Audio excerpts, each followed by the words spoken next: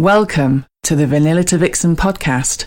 This show contains adult content, so if you are under 18 or easily offended, please switch off now. Mr. and Mrs. N are not qualified relationship counsellors. This show is for entertainment purposes only. Now the disclaimer is out of the way. Sit back, relax, and enjoy our journey from Vanilla to Vixen.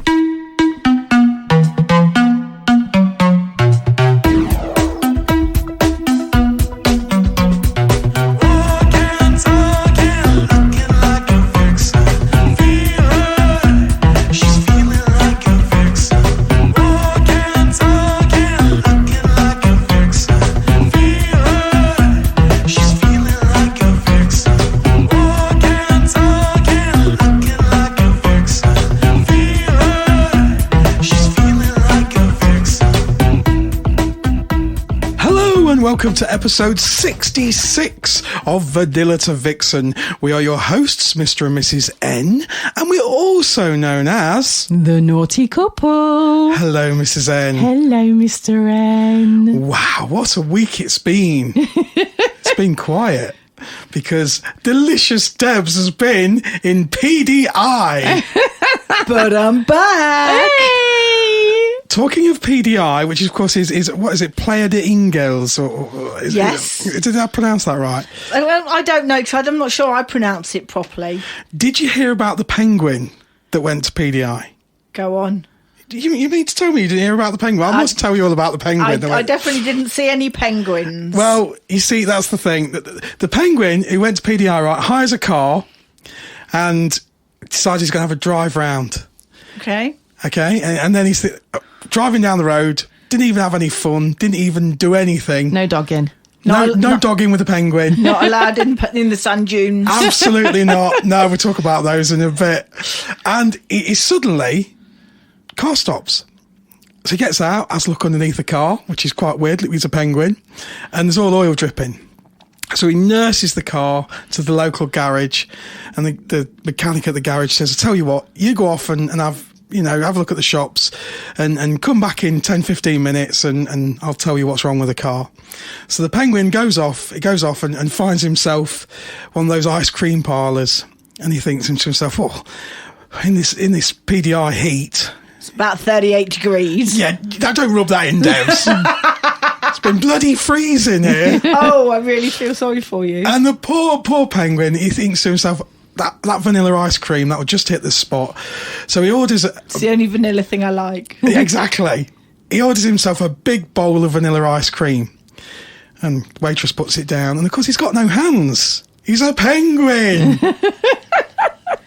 So he kind of eats it the best he can. He makes a hell of a mess. There's vanilla ice cream all over the place. And he thinks to himself, oh, blimey, it's been about 25, 30 minutes. I better get back to the mechanic and see what's happening. So he walks back to the mechanic, and sure enough, there's his car. It's on ramps. The bonnet's all up, or the hood if you're one of our American listeners. And he shouts, have you sorted my car out yet? And the mechanic comes from behind the bonnet and says, well, he says, it looks as if you've blown a seal. And he went, no, rubs his mouth and went, it's just ice cream. Hey!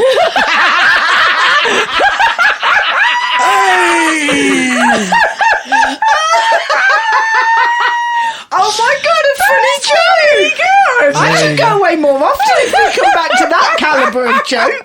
It's been a week for me to find that. You've excelled yourself, Mr. N. I know. That was actually funny. It was actually funny. So, Playa de Inc, we've got so much to talk about. And we've got a brand new game. We have. What's the game called? Don't be a dickhead. I'm not sure if we've actually given it a name. I think you should all come up with a name for this new game. At the minute, it's called Debs's Don't Be a Dickhead. Yeah. But we'll accept. Yeah, I think you guys should come in with some answers and suggest names for our new game. It's a very fun game. It didn't even start out as a game, but it very rapidly turned itself into a game. It did. And now it's a game that anybody can play. Yes. It's a good game. It is a good game. But before we talk about the game, yes, I just want to talk about last week's show. Okay. So last week's show, for anybody that hasn't listened to it yet, and why not? Shame on you. Yes. We talked about whether or not swinging was considered cheating. Oh, that hot potato. That hot potato, yes, because we'd been asked a few times by people to discuss that. We didn't say exactly. We were kind of discussing the morality of being a single person in the lifestyle and swinging without your partner's consent. Yes. And it was a right hot potato. It was, and it was a big discussion, and there are lots. It is a big subject, though, isn't it? It's a big topic. It is, and we've had loads of messages from people saying that they really enjoyed the podcast and that they love the fact that we tackle these difficult questions. Yes, uncomfortable, probably sometimes questions that people don't want to talk about, and we give our opinions and what we think. Which was brilliant, and I'm so glad that you guys enjoy what we do. But after obviously the podcast had gone out, I had received a message from a very, very lovely lady who kind of put a different spin on it, which we didn't actually consider at the time when we were doing the podcast. Okay, and that was, if you are playing with, say, a married man or a married woman. Maybe one of the other partners doesn't know. From your perspective, if you're in as a couple, a couple playing with a single man or a single lady who's married, yes, would you feel a sort of comfort that they are already involved in a relationship, and so possibly their head isn't in the idea of they want things to go further or stuff, which is so they're technically happy at home in your mind, yes. So they're not going to run off with your wife or husband. Yeah, it's so all you're about safer just playing the play. with somebody who is. I can't say that I agree with that, because I think feelings. We don't choose when or how we're going to get feelings. Yes. But do you personally? I'm allergic to that shit. It's like Teflon coating; it just rolls off the skin. But it might be that people think, as a couple, well, I'd much rather play. I'm safer with somebody who's already it might not attached to somebody else. It might not actually be true, but that's probably what they think. That's how they feel. That they think it's probably there's less chance, even though, like you say, you can't help it if you suddenly grow feelings for people, even if you have no intentions of doing it. Yeah. But I wondered whether there were people out there that probably prefer playing with married or potentially people that already have partners because they feel it's less risky. I can see why people would feel like that, and I can understand that kind of mindset, but I think it is false reassurance. I think if you're going to develop feelings for somebody, it's going to happen. Yeah. And that's not necessarily, there's been people that have been quite happily married for many, many years and suddenly go, oh, well, I want a divorce. And the partner's gone, what the fuck? Where did that come from? Yeah. Because they've found somebody at work or in some kind of social environment, at the bowls club or wherever, and realised that, or thought that the grass is greener on the other side. It isn't usually. If it's greener on the other side, it's because it's been watered with more bullshit. But, there is that kind of... there's a potential for that to happen no matter where you are. And I think it's less likely to happen within the lifestyle, if I'm honest. Much less likely, because everybody knows what they're there for. Yeah, and actually, on the back of that... Obviously, everybody knows mine and Mr. N's dynamic, and the fact that it's taken me a very, very long time for me to feel comfortable with him, either soft playing with another woman. And we had conversations, didn't we? We've talked endlessly. We do talk endlessly, but one of my concerns was always I worried about him playing with another woman in case he found somebody better than me. And the woman scooped me up in her arms and carried me away. I always say, and I stick by this, if a woman can take my man, she can have him. Yeah. That is the voice of a secure woman. If a woman can take my man, she can have him. And I we've talked about this before on a very early podcast, and my thing was... Obviously, if it was going to happen, it's out of my control anyway. But I felt, with us being in the naughty hobby, I would have felt that I put him in that situation, so I may have created it. But in reality, Mr. N literally worships the ground you walk on. This is true. Literally worships the ground you walk on. And even going and playing with somebody else, it's like he gets his cake and eat it, but he still goes home with his cake. And Delicious Debs was actually there to prove a point on one particular occasion. I was indeed.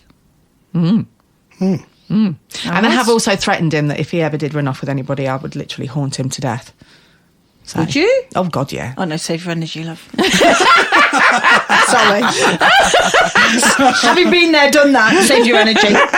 Deb's packed the bag. Yeah. Oh, I would. I'm not saying this because it's never happened to me. Quite the reverse. Yeah. This has happened to me twice. With really quite devastating results the first time. The second time, not quite so much, because he cheated several times, and then I realised that I actually deserved better than that. But it took a long time for me to realise I deserved better than that. And then when he literally went with my blessing, because I was literally up to my eyeballs with feeling bad. And I was on antidepressants because of how badly things were going. Yeah. And I still wanted to hang on to it. What kind of fuckwit was I? You know? So were you...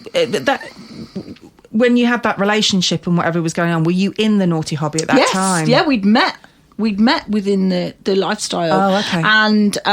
And were on the scene for the full extent of our marriage. Unfortunately, some people, and it probably isn't his fault. Come on, I'm going to make excuses for him like his mother did his entire life. It probably wasn't, and still does. It probably wasn't his fault. You know, for him, the erotic part of it was the lies and the deceit. Right. That was the exciting bit. Yeah.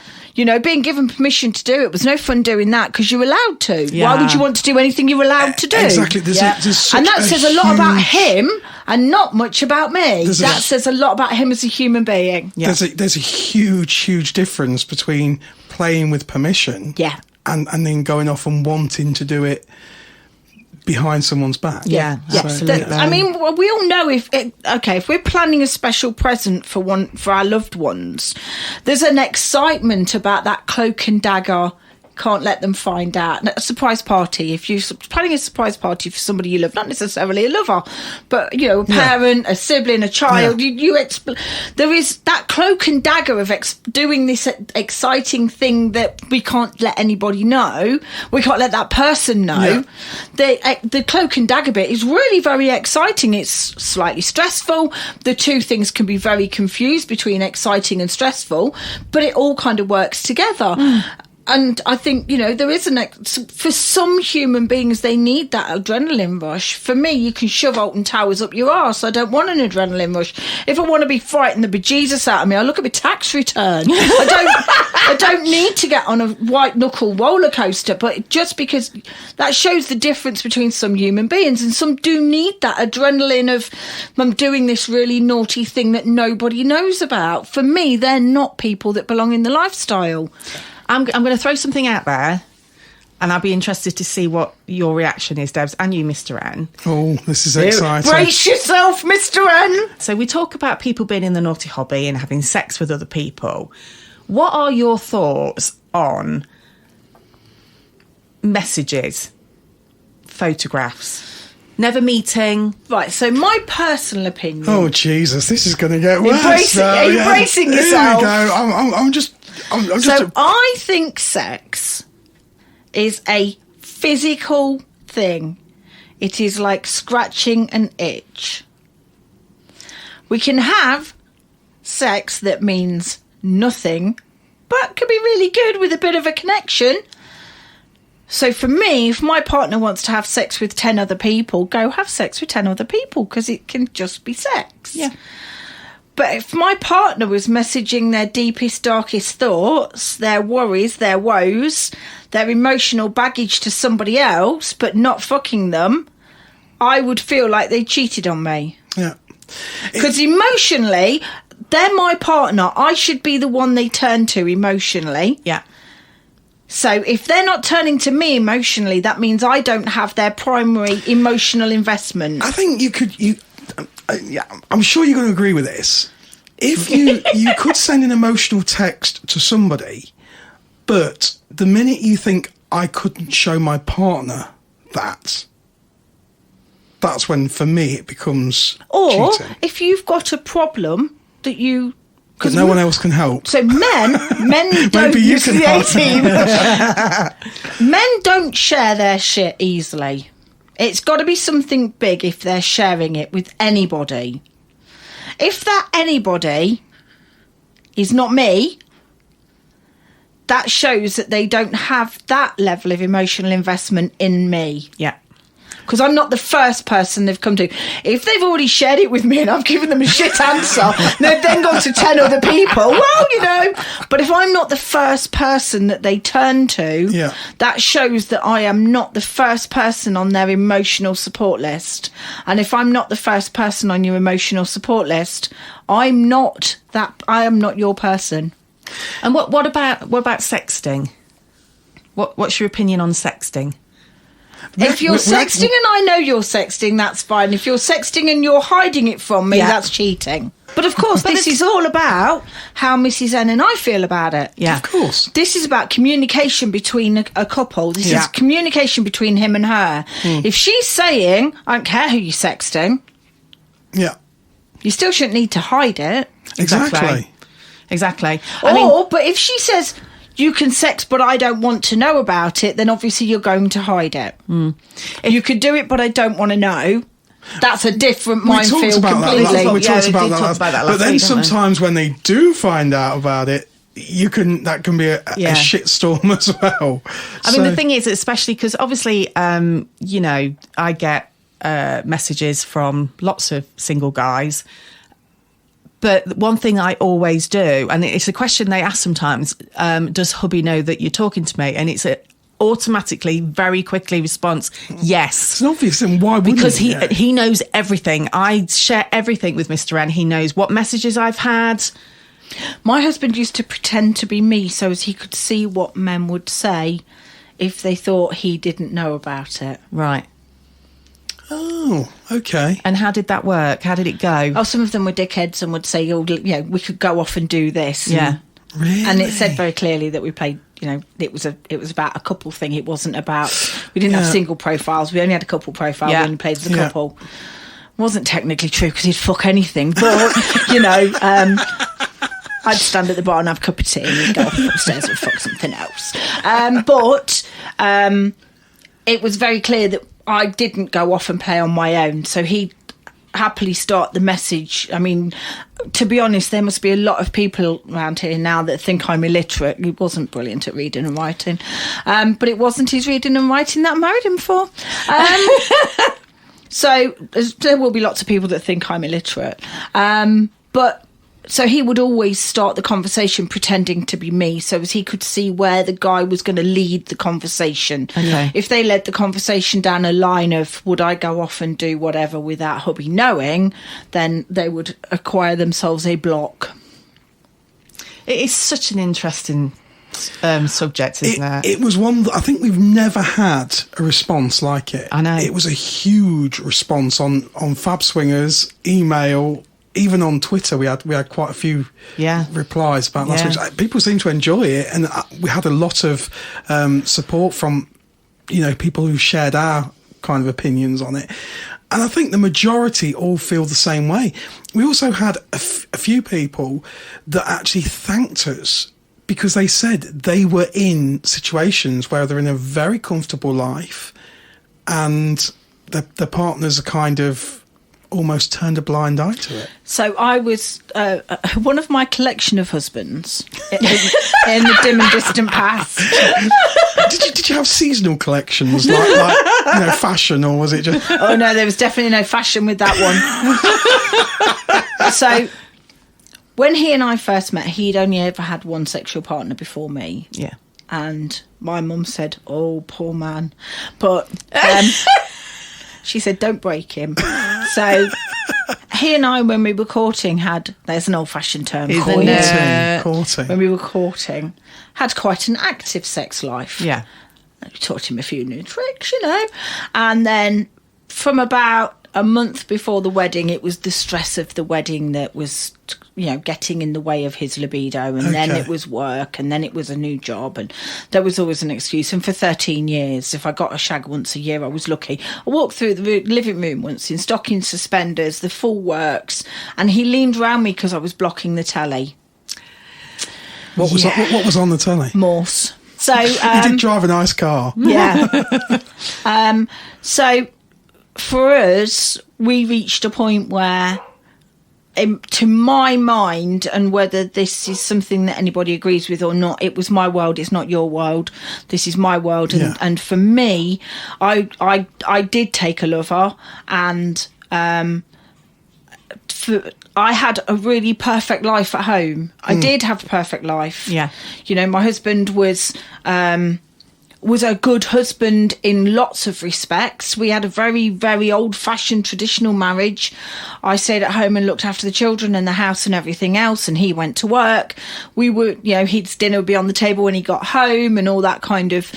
But the one thing that I gave away was the one thing he didn't want. So I wasn't giving away anything that he wanted. Yeah. And that's how I put it to bed in my head. Yeah. I was only giving away what he didn't want. Yes. And I didn't take a string of lovers. I didn't put his health at any risk by what I was doing. I was very cautious. I was very discreet, so nobody ever knew, so never caused him any embarrassment. And basically, I don't know whether he knew what was going on or whether he didn't. He stopped telling me that I was an nymphomaniac and I needed to get some therapy because I stopped bothering him for sex. Yeah. And he was happy that I stopped bothering him for sex. Yeah. So for us as a couple, that worked. I think had it have been blatantly out there and it would have been obvious that I'd taken it, I think he would have been horrified. He was very much about what the neighbours thought. Yeah. So I was ultra discreet about it. You kind of just... It's the old sort of saying, isn't it? You either grow together or you grow apart. And you were just clearly just growing apart. Yeah. And beginning to live your own lives. Yeah. And that's definitely what happened. And it worked. It worked for the duration until basically I got back with a partner I'd been with when I was my first ever boyfriend. And so I hadn't intended that to happen, and it just kind of did happen. Yeah. And I think had that not have happened, I'd probably have still been with my husband now. I would just have carried on with having a lover and functioning the rest of my world as I did.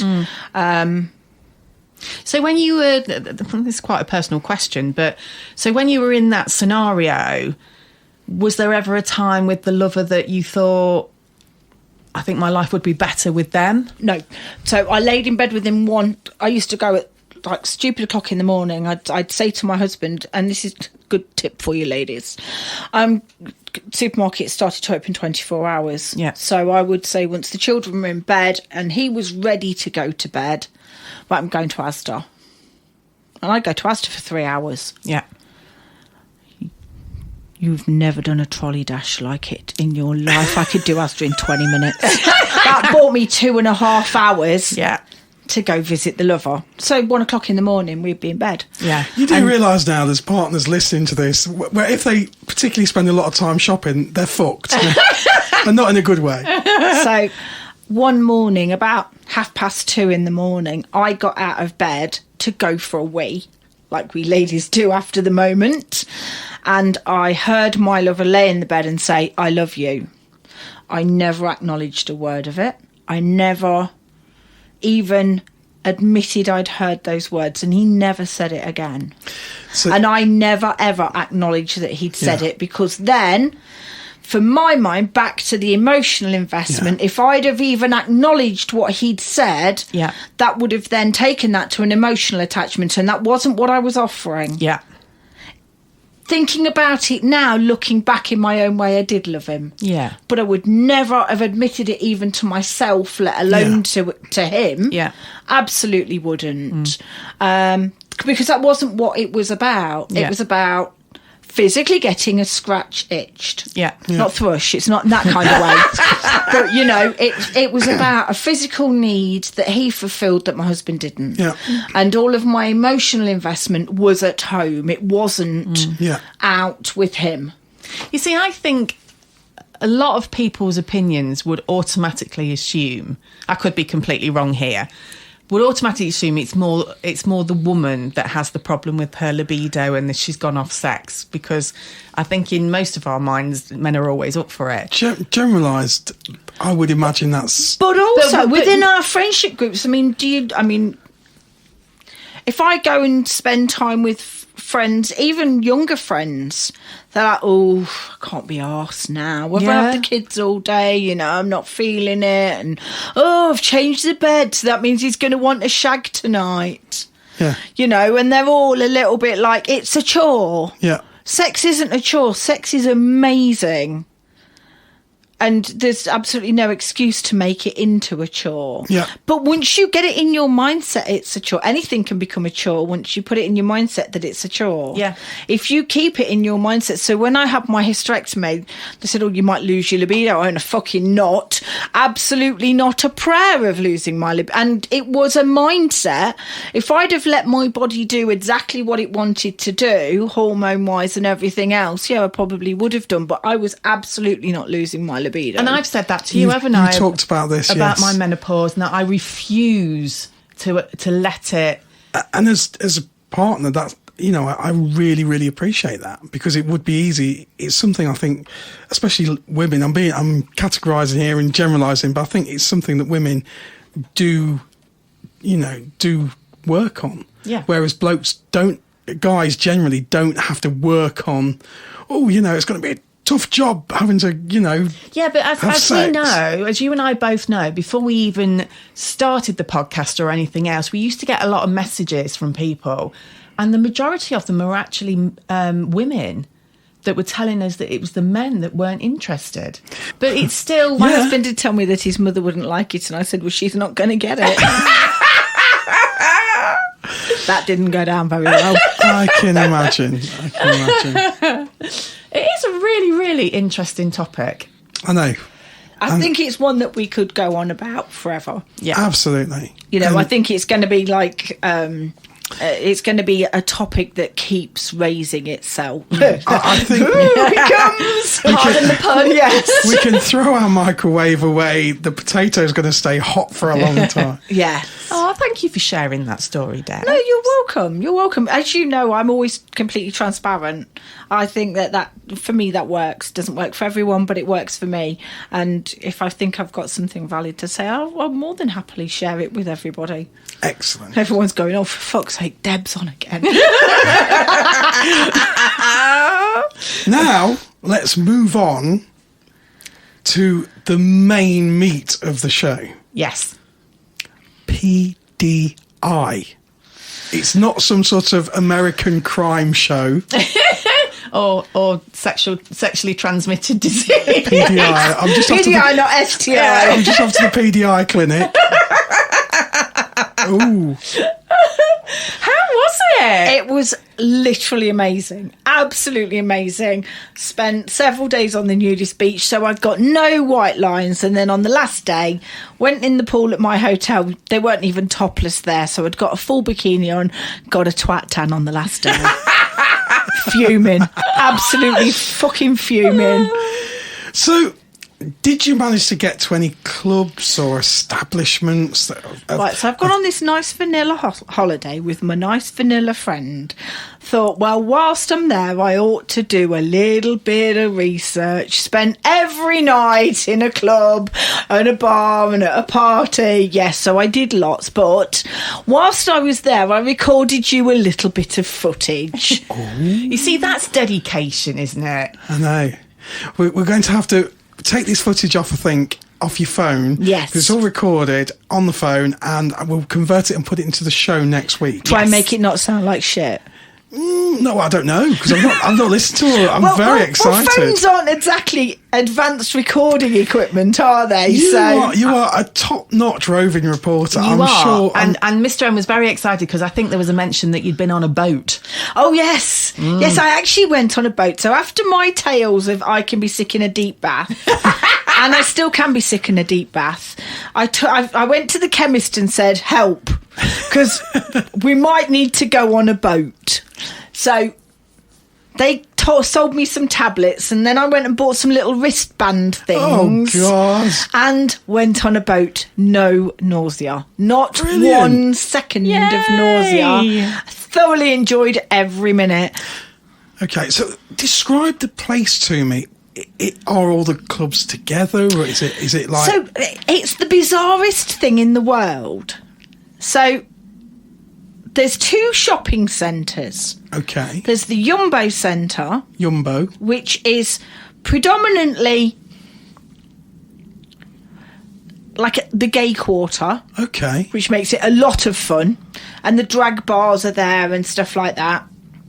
And it's got a big open centre to it. And they have like shows and stuff. So whilst I was there on Fetish Week, they had the puppy show. Did you know it was Fetish Week? I did know it was Fetish Week. Yes, I did. But this was all booked completely innocently. Yeah, I didn't know it was when it was booked because I didn't have anything to do with the booking of it. Honest, Governor, I didn't know it was all whips and chains. I'd have booked that. If I was booking it, that's what I would have booked. So you got the Jumbo Centre. Yeah, and then you've got Ceta Centre. Ceta. So you've got the beach, and then you've got the Ceta Shopping Centre, and then a little bit further out you've got the Jumbo, and then each of these are about 1 kilometre apart. Okay. And then 1 kilometre beyond that was our hotel. So we basically left our hotel, got in a cab because I'm a lazy bitch, went to the Jumbo Centre, had a bit of like drinks and chat with friends, and then got in another cab and went to the Ceta Centre. And what's the Ceta Centre like? It's another shopping centre, but that is genuinely like a shopping centre. Oh, vanilla or... Well, depends. If you want to go and buy some sunglasses, go in the Ceta Centre and buy some sunglasses. Completely vanilla, there with your kids. Or you can go in next door and go to the sex club. Okay. So you've got the sex club right next to sort of innocent shops. Yeah. And there's several sex clubs in there. And there's a couple of sex clubs on the outskirts. And are they quite well sort of displayed so people would know that there were sex clubs, or is it all very subtle and... Would you have to have like inside knowledge to know that they were there? They do very often have the word swingers on the outside of it. That's pretty advertising. Ron Seal, is it? Ron Seal, you get what? And I have a photograph that I'm going to send to you to put on your Twitter. Okay. So there's a club just on the outskirts of the Ceta Centre called Route 69. Now, we've heard good things about Route this place. 69 is amazing. You now feature in Route 69 for the rest of forever. No. Oh so they have a wall that everyone signs. Yeah. The wall was full, so I went to the door. So everybody coming in and going out of Route 69 will see Vanilla to Vixen podcast. Hey. Delicious Debs. And I've signed the wall for you, the door. It's like Freddie Mercury's wall, isn't it? George Michael's wall. So you are now there for the rest of posterity on the door. Vanilla to Vixen podcast, Delicious Debs. So and I've took a photograph of me with it. I think we're going to have to speak, because Route 69, I've heard so many good things. Yes. What didn't the delightful Chris and Amanda from Purple Mamba tell us about? I think 69, we've talked about that one, and it was one that they particularly sort of said was I can understand why. Really good club. I can understand why. It is amazing. Tiny. Really, I mean, all the clubs are relatively small. And in Route 69, I think the bar closes at 4. In the morning? Yeah. God. That's what time they roll the roller shutters down. I rolled the roller shutters back about 6:30 to leave. And I wasn't the last one to leave. Oh, my God. Wow. So is it like a 24-hour thing? Well, no, because the owner and the barmaid do have to sleep. And so when I said to him about him coming and doing a piece for the podcast, he said, yes, but I do need to sleep. And I said, yes, I know you do. I'll come in just before you open. Very inconsiderate of him. And on that particular day, he was literally running around like a headless chicken. So I didn't get an interview with him, which was really disappointing because I would have liked him to have spoken to you. How cool would it be if we could get episode 69, Route 69? That would be really cool. I'll work on that because I do have the number for his partner. So I'll work on that and see if we can get him to phone in. For 69. And we could do Route 69 on episode 69. Oh, that would be amazing. I'll work on that one and see what I can do. But yeah, so we did get one of the clubs to do an interview. They were really cool people and the most beautiful. It looked like I designed it. Oh, it's going to be good. It's going to be glam. It's very glamorous. And we went during the day. So all the lights were on before they opened. Not during the day, it was evening, but all the lights were on. And normally it can be a little bit seedy with the lights on. Okay. It was just as beautiful and spotlessly clean. That's good. Which I liked a lot. So while you were away, it was in the news, and I might have to mention this. I might have to say something. I don't know if you've listened to last week's podcast. The ecosystem in Gran Canaria, apparently, in certain parts of Spain, apparently being damaged by swingers. Squashing their sand dunes. I may have said something. I can't remember my exact words. You may have suggested that I had some bearing on this. I may have suggested that the eco, perhaps you were like doing something on the dunes. That I may have flattened something to devastate the ecosystem. Look, I know my arse is big, but it's not big enough to completely devastate the ecosystem. Oh, sorry about that. I did tell him. Yeah. So Debs is going to kill you for that one. So, all in all then, it's really interesting. I can't believe that you've got really vanilla sort of things right in the middle. So there's families wandering around? Yeah, there's families wandering around. And apparently I wasn't actually present for the puppy showing competition. That sounds so fucking wrong. Have a look at the puppies. But I will show you some of the footage that I have of the puppies being paraded around the Jumbo Centre. Oh, well, actually canine puppies, not... No! Men dressed as puppies. What? You've not heard of such a thing? What did you think I was on about? Well, I wasn't quite sure. Okay, so for those of you that are quite as naive as Mr. N, bless your little cotton socks. For those that are really naive and wish to stay that way, get cotton wool in your ears now. So, it's a fetish, and it is for dressing up as a puppy or handling a puppy. Now, some of our suppliers who supply vanilla to vixen.co.uk, we've seen these gloves where you can have gloves, puppy gloves. Yep. And things. So they usually wear puppy masks. They're usually made of leather. Yeah. So it makes your face look like a dog. Mm-hmm. And then some of them actually wear a tail. We won't even go there. Okay, yeah, I'm with you. We'll sweep along that quickly. Some of these tails are attached to their underwear. Some of these tails are attached to them. That's as much information as we need on that. They usually wear knee pads, and because they go along on their hands and knees. If I had a puppy, he would be on his hands and knees. I have footage of puppies walking upright. That would not be happening. If you were going to be my puppy, you'd be on your fucking knees. So they were throwing toys for them, throwing bones for them, and they run along, get their toy, bring it back to their owner. What is the kink with that? What do they get out of it? So it's proper subservient, isn't it? Right, okay. It's properly, you're being fed out of a bowl. You're on a lead. You're collared. Yeah. You are properly. You belong to that owner. Yeah. You are their puppy. Right. So, and there's people stroking them and petting them, and I'd imagine for the person being the puppy, it's a huge release of. You're literally handing over all the power. Yeah. You can't even speak. Yeah, yes. It's a huge release of responsibility. Yes. You can just shrug off all your responsibility of the day-to-day life and just be this animal that and is almost reliant upon someone else to feed it. And so I can understand that kind of thing, yeah. No, don't get me wrong. The puppies weren't like come on holiday on a Monday and stay as a puppy until the following Monday. You know, they were there for the puppy play, and the puppies were all playing together, and it was properly like a puppy show. Except some of them were walking. Mine wouldn't fucking walk. And I said to Red, some of them are walking. She went, oh, yours wouldn't walk, would it? I went, no, it wouldn't. You're a puppy, get on the floor. I suppose all applications for future puppies. You will get shitloads. We'll come on to where people can contact you.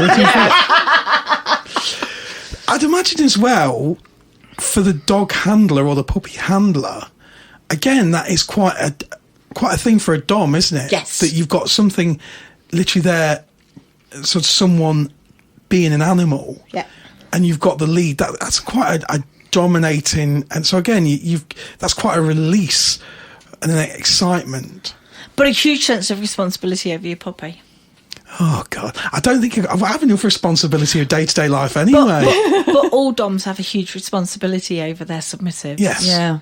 All doms do have a huge amount of responsibility about the welfare and care of their submissives. And I honestly think that is why I'm not a dom, because it's like I've got enough shit and responsibilities anyway. This is like I don't want more fucking responsibility. You would be the puppy, wouldn't you? Not with them knees. I've got to say, I'm just thinking about my knees. Yeah. I'm also thinking about where I'd stick my tail and. Sure. I'll get you some pants with a tail on it. It's fine. Yeah. It's fine. Softcore puppy. Softcore. I wonder what kind of puppy I'd be. Oh, you see, I've already... St Bernard. No. Oh, I fancy being a St Bernard. No, yeah, you could be, but me, I think you're a great English bulldog. No, bulldog. That's far too like Winston Churchill aggressive. I think. No, he would be a big, dopey. Well, yeah, true. St Bernard. Yeah. Yeah, I like the way you said that. Big dopey St Bernard. That's fucking sexy. That is. Oh God. But we're back down to fetish, not sex. Of course. And the two are not necessarily kindred spirits. Yes, for everyone, absolutely, not yeah. for everybody. Yeah. Yeah. So I don't think if you were being a puppy that would be sexually driven. I think that would fetish. That would be a driven. fetish. Yes. Yeah. And like Tina will tell you, and like Roxy will tell you, a lot of fetishes are not actually sexually driven. So next week's show then, we will definitely hear some of these interviews. Yes, that's very going to be excited about really, that. really exciting. And thank you for doing No, that you're for us on welcome. your own holiday. You're welcome. Being a roving reporter. I know. Now, as we said a few minutes ago, we've got a new game. We have. And there's a new way. That happened by accident. It did, didn't it? We were talking, and Delicious Debs suddenly went, I've not got a profile as Delicious Debs. Yeah. So anybody that listens to me on the podcast has got no idea how to contact me, and that's the way I like it. Exactly. So my private, the word private compared to Fab, but my personal profile on Fab has remained exactly that. It Never is my release it. private, Never personal release it. profile. And I didn't. We even had you as the guest list as Delicious Debs. Yes. So I never actually advertise that on the podcast because I don't want to encourage the dickhead element into my private Fab profile. But not having a Delicious Debs profile seemed a little bit remiss. Yeah. Oh, what a can of worms that opened. But we couldn't believe it hadn't already been taken. Yes. Yeah. Nobody had taken it. Which you think, there's quite a few Debras out there and Debs. And Yeah, I was really surprised it wasn't taken. so you quickly got it, Delicious Debs, confirmed it, you've got your brand new profile. Oh, fucking hell. So I didn't upload a photograph. In fact, what I'm going to do, let me just open the profile because I think this is a valuable... We will say, dear listener, we watched this happen in real This time. happened We did. live in your living room. It did. And we just sat back and went, fucking hell. A total shitstorm followed. It was actually quite What's the word I'm looking for? Shocking. Yeah. Unbelievably. Enlightening. Yeah. So, I set up a single female profile, obviously. So, my profile title is Vanilla to Vixen. And my profile text reads, Delicious Debs from Vanilla to Vixen podcast. I have ticked no interests. Because you're not interested in anyone or anything. And then let me just look, find my preference. Yes, because there was no photo, was there? It was set up as a single lady. Yeah. Yep. So, my details. So, I have put my postcode. I've put my first name as DD, Delicious Debs. Straight, 4'11", fabulous as my body shape, obviously. Obviously. Well, I've never seen anyone get as excited when they realise they've got a fabulous body shape. Fabulous was an option. Yeah. Absolutely. I'm ticking that bad boy. Yeah. And that I don't drink. That's literally all that is on my profile. There are no photographs. There is nothing more than that. It was completely unverified. Yeah. You literally set it up, brand new thing, Yeah. like 2 minutes. What happened? And I set that up at 9 o'clock the night before last. By 11 o'clock, I had 63 messages. How long did it take for the very first message to come through? 3 minutes. 3 minutes. 3 minutes.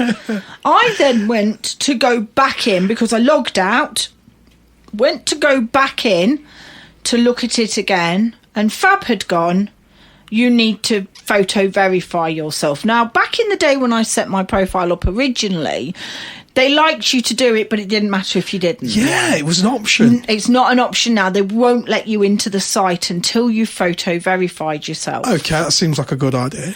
So I photo verified myself.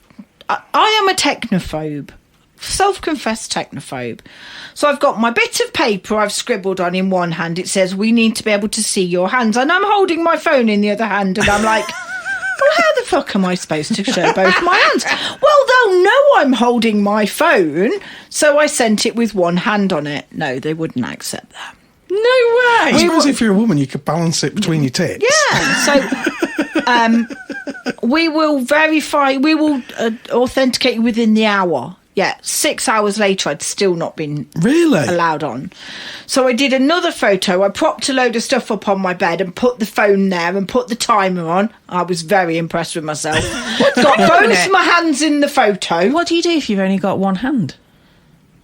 Put your stump in. I don't know. Jeez. I don't know. Or you don't need to put your face in. You can do fully naked. Okay. So you can verify. Hang on a minute. So if you have your face in, you've got to have both hands, but you can do a fully naked with no face. But Yes. the verification photo's private anyway. You don't have to publicly show. Why would you want to why bother doing a completely naked one? I suppose you could put it public if you wanted to. Yeah. But to be perfectly honest, working on that, they're just going, yes, it's definitely a man. Yes, it's definitely a woman. Right. How's that verifying you? I don't know. Yeah. I don't understand how that verifies you. Because you could then post any number of bodies on your profile. As long as there's no head on it, they can't say whether it's you or not. Yes, exactly. They could be anybody. I don't like that. It doesn't sit nicely with me. No. I haven't Yeah. actually stuck my face on No, that. you see, I think they're trying to. I mean, obviously, you've got Trying and failing. Yes, but we'll come on to this in a moment. You've got other apps, such as the Pineapple app, who obviously went on to that you've got to have a driving license and all that, but then they had issues with security. So I can understand Fab covering themselves with that security issue by saying, look, we want you to make a photo. Yes, we all know that it could be falsified and anyone can do it, but they're kind of going half the way, aren't they? So there's not such a security risk. At the end of the day, if a photo gets out with somebody holding up a Fab name just with a piece of paper, that's not a major security risk like photographing a driving license and sending it in. because that way, if somebody can hack into it, they've got your full real name, your address. Yeah. You know, that is serious shit. Yeah. Whereas somebody just standing there with your cock out saying big nuts, Fab Swingers, that's not so serious, is it really? No. So, of these 63 messages that we received, so we sat laughing at them. And this was literally just setting up a profile so as if somebody wanted to contact Delicious Debs, they could find me and send me a message. And I could probably ignore it. But then they started to arrive. Oh my God.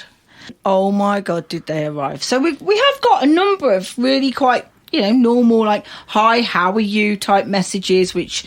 Normal people. Normal people, nice. yes. Because bear in mind, this is going to be a newcomer's first impression, probably. Yeah, so as far as they're concerned, I've been on Fab anything between 3 minutes and 2 hours. You're probably very nervous. I've probably never done anything like this before, or whatever. I don't know what to expect. I haven't put in the profile that, I'm a hardened swinger, come on, bring me some cock. No, you've got nothing. So these are guys who hopefully are thinking about this. Yep.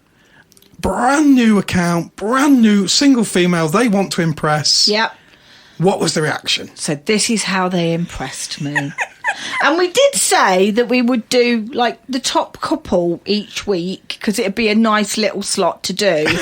But I can't narrow it down to a couple on this one. So we're just going to get through them as quickly as we can. Okay. Yeah.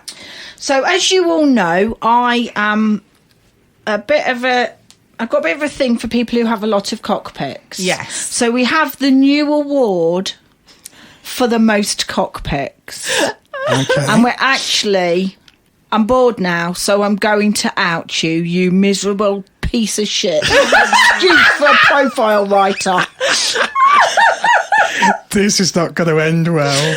Okay? You're going to be... My solicitor is on standby. Oh, shit. So the new award for the most cockpicks goes to Big Black J 007. Okay. His profile reads, if you like what you see, message me. And that's all his profile reads. And on his profile are 153 pics. No. What, all cock pics? 6 of them he has pants on. Oh, okay. There you go. 147 of them are just of his cock. How much can you actually like your own cock? 147. Was it, did he display it in different scenarios or was it just... Flaccid. Yeah? No, we've got no flaccid ones. Just stiff. Yeah. Okay. Yeah. That's 150 odd stiffies. I'm quite impressed. Did he try to find his best side, do you think? I don't think there is a best side of a cockpick. I've got to be honest, I don't think there is a best side of a cockpick. You might get a top and a bottom We for could. cock. You might get the phallus. Yeah. So we have had them from different directions. Okay. It's not a one direction thing. He has got it from different directions, but I just think, why? Black and white and colour or just any No, they're all colour. Okay. All colour. They're all Okay. in full colour. Okay. And I just think there's no need for it. Okay. There's literally no need for it. Okay. One or two of your pictures of your cock, there are those that would argue that you Mrs. N. you love a cockpick, don't you, Mrs. N? Yeah, I don't mind the odd cock pic, but I'm you're not sure not going to I'd scroll want through 147 of them. No, I'm not. I would be bored after the second, I have to be honest. I realise perhaps it's a morning thing. Perhaps he gets up, wakes up, thinks, right. Have a stretch, take Yeah. a photo of me cock, back on with my day. Could be. I'd like to know how successful he's been on his meets.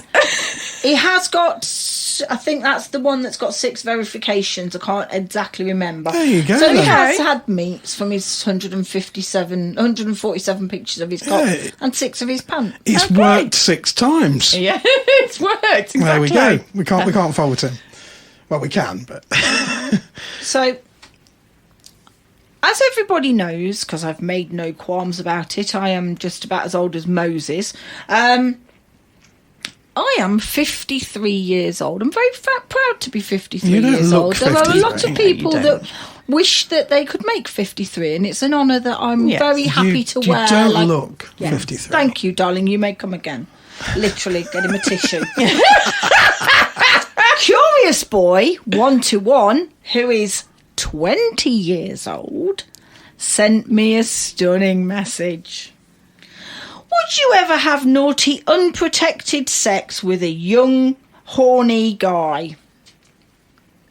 And then he's actually got a tagline on his status on his profile at the moment about a breeding fetish. No. I'm 53. My eggs would look like raisins if I still owned an egg. 53 and he is 20. Yeah, but the age thing I can understand.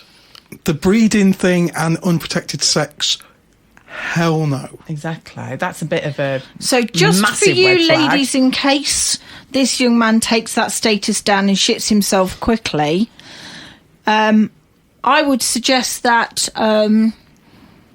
you don't have unprotected from a personal sex. point of view, I take my health very seriously, and I wouldn't go with anybody who advertises very openly like that for unprotected sex. Yes. Absolutely. If you are new to the scene, ladies and couples, if you are new to the scene and are not sure, about things, do not ever play with anybody who openly advertises for unprotected sex. It's not Russian roulette. My darlings, it really isn't. No. And it's important to know as well that a huge part of the scene isn't like that. No, massively. So then I had another one from Dan Lister to say, fancy bouncing on a married dick. He's not said hello. He's not said, how are you? He's not said, his opening line is, he's advertising himself. Fancy bouncing on a married dick. He's advertising himself as a human bouncy castle. Yes. With probably a good novelty, sort of something to hang on to. I don't get it. What is in a man's brain that thinks that is going to get them a meet? That's going to make them wet, isn't it? Come and bounce on this married dick. I might voluntarily throw up, but other than that... Okay. So, that guy is a little bit older. He's 31, so should know better. Yeah. The reason that we're picking these out is it's not exactly polite, is it? No. You're wanting... The overall thing is you're wanting to meet like-minded people that you can have fun with and obviously ultimately have sex. For a mutually enjoyable time. Exactly. And you can say it's a funny thing to send or whatever, humorous. But at the end of the day, it's just not polite, is it? No. It's not polite to go, do you want to bounce on a married dick? So Charming Chubby 8367, his answer was... his opening line was, your knickers wet.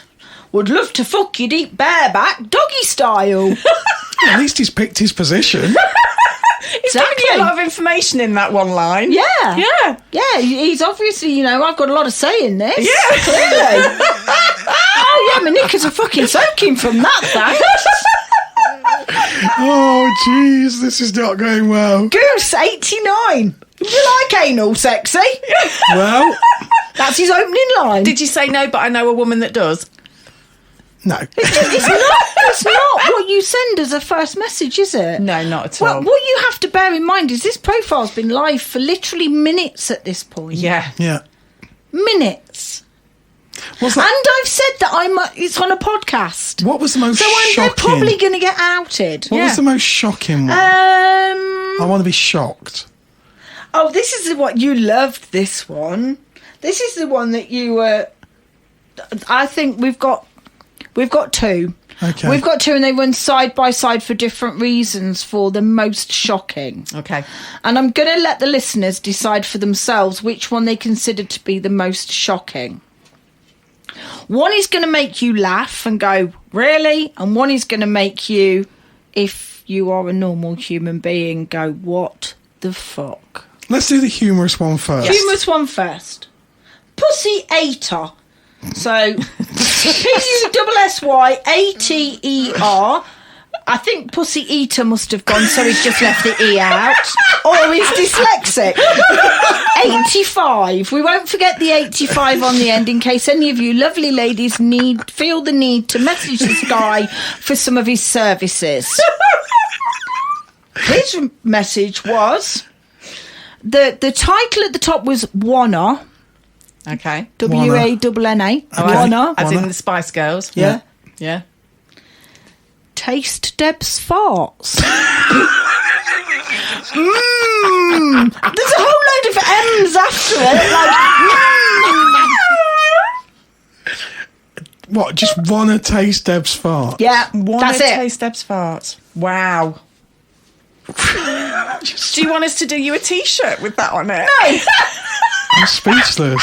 I am actually speechless. I did have a message once that said I would use your shit for toothpaste, but that's... I tell you what, you could have sold that to Colgate. Yes. But the one that I think... So from my point of view, that's kind of gross. It is kind of gross, but it is kind of funny. Yeah. You Yes. can just laugh about it. This one, from a personal perspective, I didn't find remotely funny, and I was quite... Is it a little bit disturbing? It is. We should probably block out this person's name because there could be consequences of people getting really upset at this one. Yes, and I agree. So we'll... And just because I think that potentially this could be okay, maybe it's a fantasy in his head. Maybe it is a fantasy in his head, but for the sake of the fact that he's not the only person he's used in this message, Yeah. I'm going to not give his name out. Yes. Yeah, okay. I'd love to slave my girlfriend's gay daughter, Chloe, with you. What? What? Yep, I'm going to repeat it because it's so unbelievable. I'd love to slave my girlfriend's gay daughter, Chloe, with you. Considering there is no details on my profile, I've not said that I'm a dom or that I'm into other people's, family members, or Holy there's literally shit. nothing on my. It's making my skin itch thinking about it. And how long was it before you got that message? That was about 17 minutes into owning the profile. Fucking hell. That's actually quite disturbing. It's very disturbing, and whilst it has, I'm offended by it. I'm not. Yeah. I'm literally offended by it. I actually think had I been new to Fab, that's enough to make me delete my profile. Yeah, absolutely. That is and enough think, to make me. What the hell am I getting myself into? What kind of deviant? I mean, we all laugh. We're all deviant, but that's on a different level. Yeah, completely. And I think it's important as well. This is a reminder. We've done this obviously to show people what happened in a real life situation. It wasn't something we planned and thought, Delicious Debs literally thought, I'll have a profile of Delicious Debs so people can contact me. Yeah. And let's hope some people do contact you in a nice way. But I think it's a serious reminder that there are some disturbed people on Fab Swingers. Yes. And to be honest, the profile that I have up for Delicious Debs is never going to have my face picture on. It's never going to have any of my details to link you to me. And it's always going to be a bit of a laugh about the podcast. Yes. And then and if I'm somebody sure people can send you questions. So I've had a young man who messaged me. He messaged me within about 10 minutes of starting the profile. We actually exchanged a couple of messages whilst I was laughing at everybody else's, and his interaction was literally impeccable. He was lovely, and wasn't I will he? actually give him my personal profile. I'll transfer him over there and he and I will talk on there. I won't keep that on the Delicious Debs profile. We got a good one. We got a good one. But out of 60, so what did we have? We had 63 on Monday. We had 1 on Tuesday. We've had 9 today since actually managing to... Because it wouldn't let me back into the profile. I've only literally, in the last hour, got back into the profile. I've had 9 messages. And I'm sure if I check my phone, I've got unopened messages. So out of them, I've had 1 good one. Yeah. I think this is a good message for the single guys as well. That if sometimes the ladies come across as a little bit offish or standoffish, this is the shit they have to deal with on a daily basis. Absolutely. So you've got to be. I've only picked out the very worst. I mean, the others of them, there's not a lot of good in there. Yeah. I there understand. are some really nice "Hi, how are you" type messages. Yeah, I understand. But when you've got 70 odd messages to try and intercept, if I'd have put a photo up, I know I'd have trebled the amount of photos, the amount of messages that came in. So I intentionally didn't put a photo up. I'm going to put my character from the cartoon. That will be my profile picture, and that will remain my profile picture. So if you're looking for me, that's what you're looking for. Delicious Debs, you'll have a cartoon picture as the profile. But I just think how awful for new people that join, a new single lady joins, sticks a picture of herself up there. Yeah. But I think it's important we don't put people off of wanting to create. Absolutely not, because it can be such a fabulous place. Yeah. But just click and delete. Absolutely. Yes, absolutely. And for goodness sake, guys, and ladies, sort your you have shit out. You have a block button for a reason. Yes. Block buttons and filters. Yeah. Yes. So if you're looking for... They don't have a filter for dickhead. This is true, but you do, for instance, have a filter with age. So if you wanted someone that you hope will be a bit mature, you can at least cut out certain age groups. And I know that's not going to guarantee maturity. I know age... Some of my other dubious ones, I got one from a 61-year-old. That's what I say. I appreciate... So it's not always going to work. I appreciate age is not going to guarantee maturity, but at least you can use the filters to the best. It's a tool that you can use it. And I still think Fab Swingers is still above and beyond, by far, the best social media. Absolutely, yeah. And I will not be, deleting my profile anytime soon. I've had a profile on Fab Swingers for 18 years, and I will always have as far as I'm concerned, I'll always have a profile on there. There are times when it disturbs me, some of the content that people think it's okay to send. And it is the people, you've just hit the nail on the head. It is the people putting the content on it. It's the people using it, not the actual site itself. Yes. Absolutely. And I think that's a really, really important thing to say. I love spending time on Fab Swingers. I know you do, Debs. Yeah. I know you love spending time on Fab Swingers. Mrs. N loves looking at the cockpits. Yeah. Mr. N just passes over and said, "Do you like that one?" It's all right, not bad. So yes, so I think there's some truly, truly shocking stuff there. Yes, but equally, I've found over the years there are some truly amazing human beings. Yes. So just to give you a little good bit story. Balance. For balance. Yes. So when we came back from PDI, we landed at Stansted. You landed at Stansted? So we landed at Stansted Airport, and we were supposed to get a coach from Stansted to Luton that was all fully pre-booked. Everything was arranged. We'd left the car at Luton, thankfully not in the multi-storey. So we'd left the car at Luton and we'd booked the coach from Stansted to Luton. Yeah. That was how the flights worked out with the holiday that was booked. When we got to the airport in PDI, in Gran Canaria, there was a French air traffic control strike. Oh, no. It added to how much I love the French. So we had a 2-hour delay. We sat We've in just the lost airport. Our percentage of French listeners. I'm allowed my preferences. So we sat in the airport for an extra hour. We sat on the plane for an extra hour. We eventually managed to take off. Of course, the coach had long gone by the time we landed. Yeah. We've landed in England. It's 38 degrees in Gran Canaria. It was about 6 degrees in England. My coat was in my car because obviously I'm going straight back to my car, so it's not a problem. We spent 4.5 hours sat in the airport. Well, sat in the bus station at the airport. 2 more coaches turned up that we were actually officially allowed to get on, but they wouldn't let us on because they were full.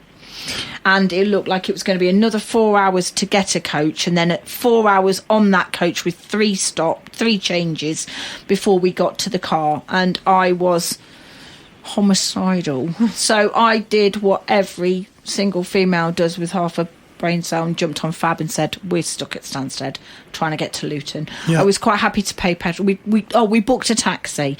So we're independent women. We booked a taxi. Yeah. They gave us a quote at £107 for a taxi from Stansted to Luton.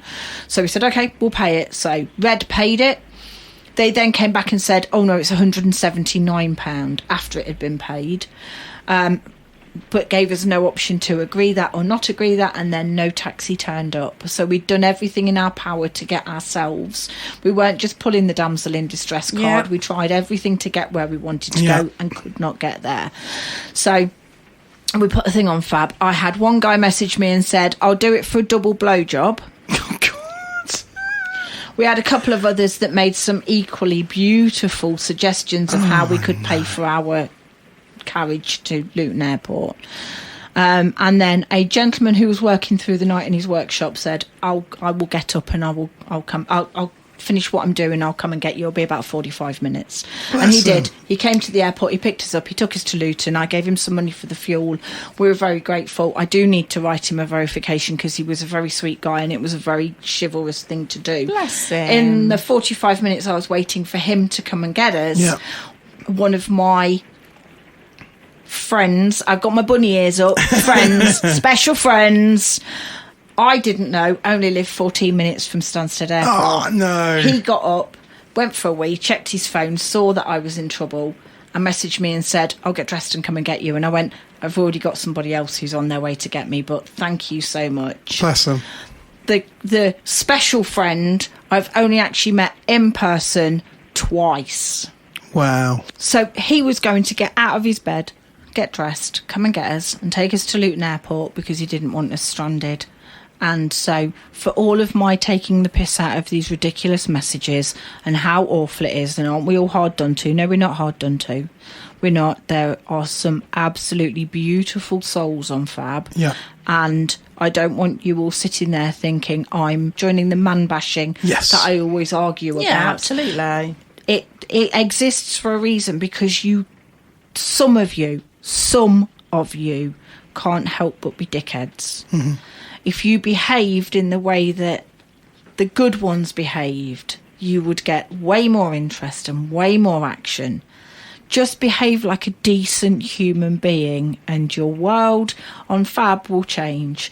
Thank you to all you amazing guys who are literally the reason that Fab exists. All right, I want to thank you. A beautiful way to end the show. Absolutely. Debs, thank you so much. We're going to play some of your interviews next week. And just thank you so much for sharing your holiday with us at PDI. You are very, very welcome, my darlings. See you soon. Take care, guys. Bye. Bye.